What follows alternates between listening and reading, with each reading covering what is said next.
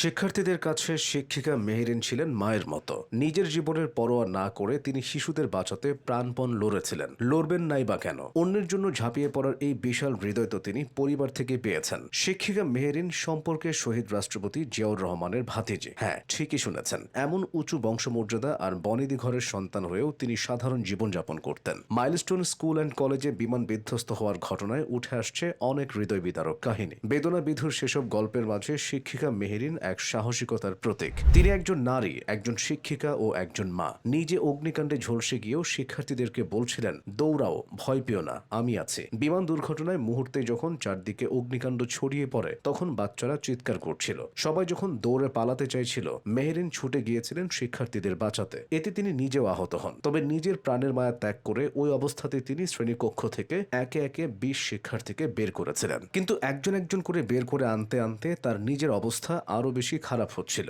এক পর্যায়ে তার শরীরের 80% ক্ষতিগ্রস্ত হয়। এক সেনা সদস্য বলেন, ম্যাডাম ভিতরে ঢুকে গিয়ে বাচ্চাগুলোরে বের করে দিয়েছেন। তারপর উনি আর বের হতে পারেন নাই। পরে সাহসী এই শিক্ষিকাকে ঢাকা মেডিকেলের বার্ন ইউনিটে নেওয়া হয়। লাইফ সাপোর্টে নেওয়ার আগে স্বামীর সঙ্গে একটু কথা বলেন মাহারিন, কিন্তু সে কথা শেষ কথা ছিল। তারপর সবাইকে কাঁদিয়ে তিনি না ফেরার দেশে চলে যান। মেহরিনের প্রতিদিনের কাজ হলো স্কুল ছুটির পর শিশুদের হাত ধরে গেট পার করানো। ঘটনার দিন চাইলে তিনি নিজে নিরাপদে থাকতে পারতেন, কিন্তু শিক্ষিকা পরিচয় ভুলে এদিন তিনি মায়ের ভূমিকায় অবতীর্ণ হয়েছিলেন। পেশাগত কারণে ঢাকায় বসবাস করলেও মেহরিনের গ্রামের বাড়ি নীলফামারীতে। নীলফামারীর জলঢাকা পৌরসভার 3 নম্বর ওয়ার্ডের বগুলাগাড়ি চৌধুরীপাড়া গ্রামে তার জন্ম। তার বাবা ছিলেন মরহুম মোহিত চৌধুরী, বিএনপির প্রতিষ্ঠাতা জিয়াউর রহমানের আপন চাচাতো ভাই। আওয়ামী লীগের আমলে যখন কেউ বিএনপি চেয়ারপারসনের গুলশান অফিসে যাওয়ার সাহস পেত না, মেহরিন তখনও সেখানে যেতেন। তবে তিনি এগুলো গোপন রাখতেন, কারণ তার ও তার পরিবারের সদস্যরা বিএনপির সুদিনে কখনো সামনে যায়নি। বনেদি পরিবারের সন্তান হয়েও তিনি খুবই সাদামাটাভাবে চলাফেরা করতেন। সুবিধা নেওয়ার মানসিকতা ছিল না বলেই হয়তো সাধারণ এক স্কুল টিচার হিসেবে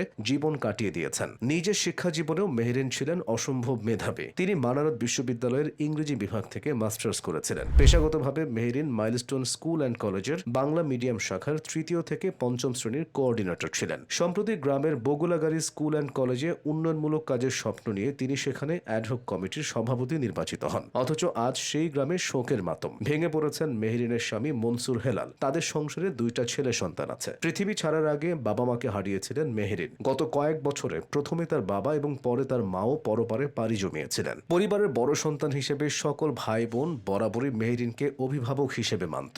আজ তারা তাদের অভিভাবককে হারালো। স্বামী হারালো একজন স্ত্রীকে, সন্তানরা হারালো কলিজার টুকরা মাকে, আর দেশবাসী হারালো এক মহিয়সী নারীকে। কিছু মানুষ শেষ নিঃশ্বাসের আগ পর্যন্ত শিখিয়ে যায়। শিক্ষিকা মেহরিন তেমনই একজন মানুষ। তিনি চাইলে পারতেন পালাতে, পারতেন নিজেকে বাঁচাতে, কিন্তু তিনি শিক্ষক ছিলেন শুধু পাঠদানে নয়, প্রাণ দিয়ে আদর্শ রচনা করার জন্য। তিনি বাঁচতে পারেননি, কিন্তু বাঁচিয়ে গেছেন অনেককে। দেশবাসী দেখেছে একজন শিক্ষিকা কতটা মানবিক, কতটা দয়ালু হলে নিজের জীবন বিলিয়ে দিতে পারেন শিক্ষার্থীদের জন্য। স্কুল খুলবে আবারও, তবে ক্লাসরুমে থাকবে মিস মেহরিনের শূন্যতা।